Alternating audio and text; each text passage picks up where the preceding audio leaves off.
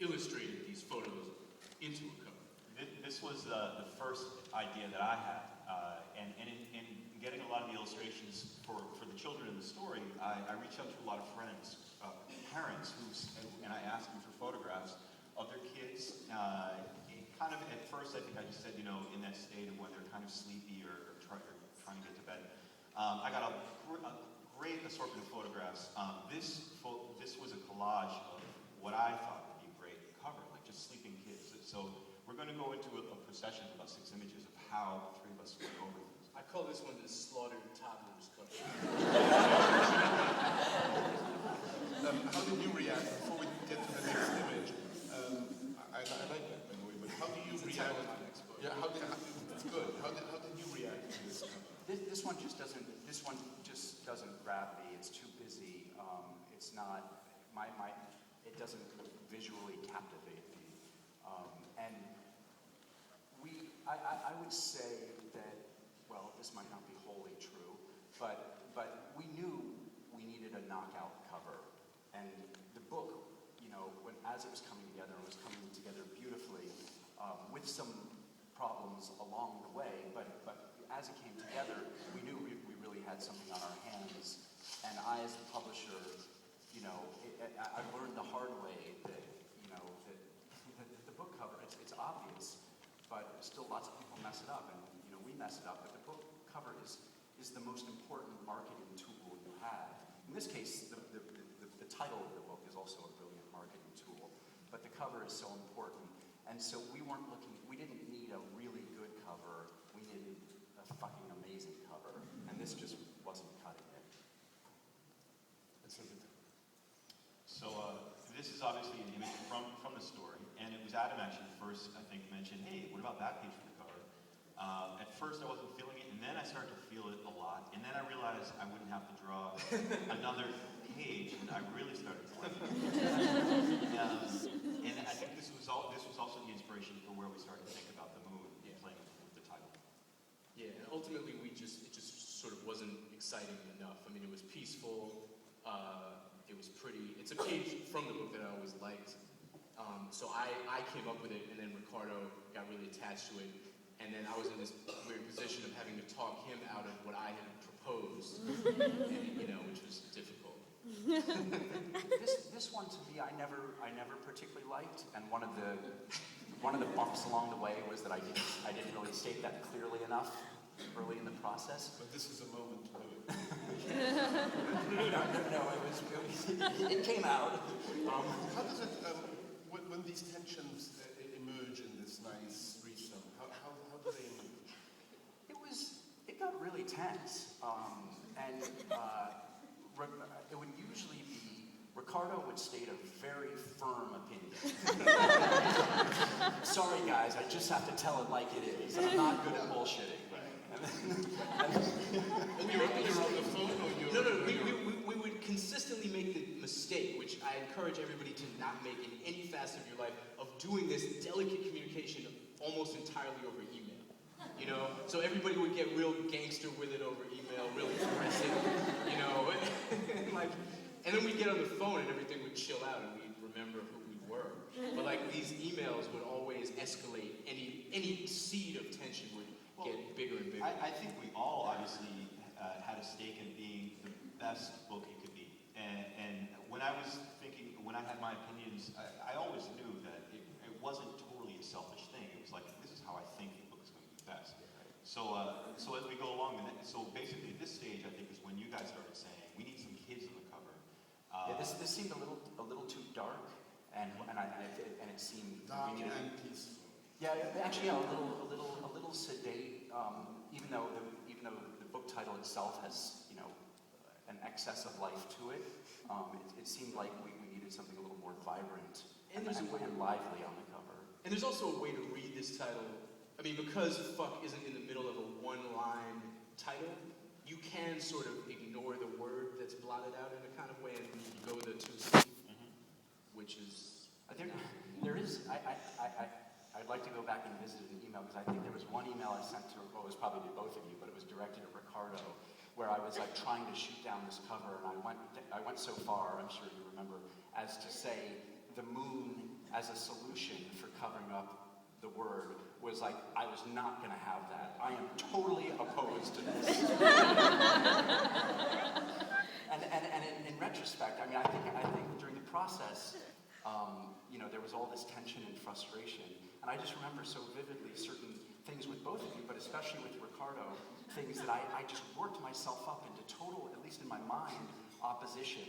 And then as it all played out, like Ricardo was like totally right about like 98% of the things. Yeah. As we're going through these, we're showing 6 images, but I also have to say that part of my frustration was that we went through, I think, about 25 images. And I was the one at that point where, as Adam said, it took him maybe about 2 days to write the story. I was done. I was drunk after that. So I was going through months and months of more illustrations and certain sidetracks. So this is when we started to, we had the idea of, okay, let's start putting some kids in the cover. So this was an illustration that, as you see, was a child that was also in the book itself. And this was the first illustration I did.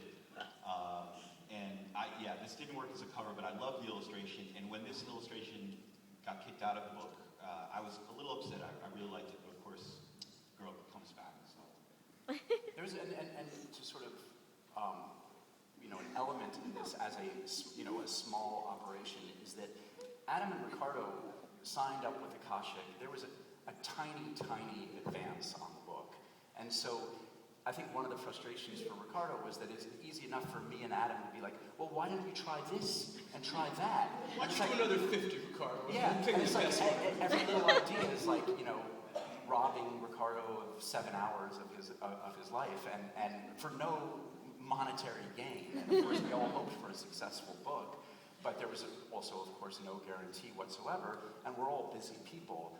And so in doing the cover, you brainstorm, but then it was Ricardo that was the one who had to like put in the time to sort of generate these varieties. I'm not sure there's anything more to say about this one. yeah, next slide.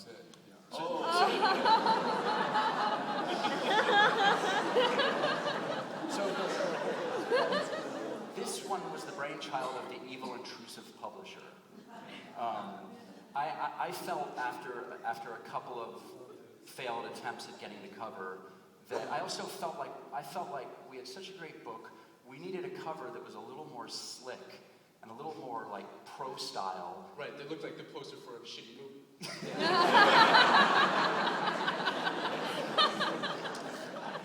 This was when and so I got permission from the two of these guys to pull in an outside designer to try a sort of fresh perspective, because we were wearing each other down. Ricardo was getting burnt out, and we were sort of hitting an impasse. And so we pulled in a really, really excellent designer named Jim Pascoe, who's done a lot of covers for Akashick, and is one of our very best designers. And this I think may look like a tone-deaf interpretation of the book, but it was my mistake in the direction that I gave Jim, because I was kind of looking, let's go for a new direction, and we went in too much of a new direction, because the tone of the cover clearly doesn't match the tone and the palette, the color scheme, the aesthetics of the book. But I think that this helped us to clarify what the parameters of what we were looking for. As we'll see with the next slide, it's basically this was the jumping off point, pretty much the last leg of what we were trying to do. And we see here, Adam's daughter is again in the center of the piece here. And then we went through a couple different versions of her standing in front of tires. At this point, it was still sunset. It was still vibrant. People were awake. The child is kind of... And I was doing these very, very reluctantly. This stage I was not happy with. And I was really afraid that something that I had put so much time into was going to end up... I just didn't think this really got it. But at the same time, why we worked so well together is because it wouldn't have gotten as far as it did if I had had my way in the first place. Basically, them pushing this far was able for me to get a little bit farther back here. So we went through these 3 different versions and start to recognize, obviously, the end of the book, the final version. And we said, okay, let's go. I was really pushing, I think, for the darker sky. And so then we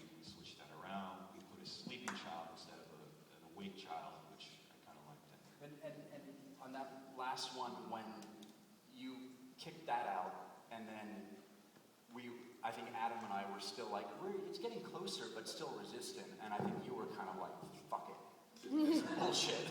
And then that was the realization of this email thing is just really breaking down on us. And you and I had what I'd like to think of as our historic meeting at the No. 7 restaurant in Fort Greene, Brooklyn, where it was just like, it was really getting to be a crisis. I think it was feeling like a crisis. We were near the very end of the book. The inside of the book was all done at this point, and communication between the three of us felt to me like it was getting, like there was like animosity and at least that was from my perspective, and a lot of unexpressed animosity.